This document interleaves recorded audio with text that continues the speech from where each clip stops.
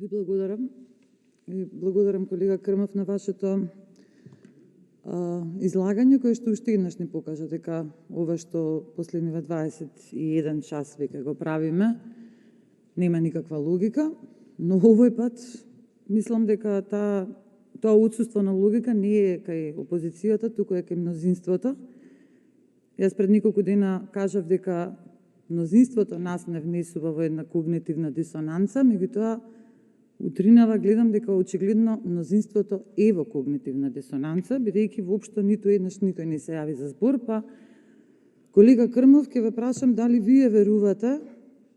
во изреката на народот дека молкот е одобрување, бидејќи според оваа изрека сметам дека колегите од власта, од мнозинството, колегите пратеници, со оглед на тоа дека молчат 21 час,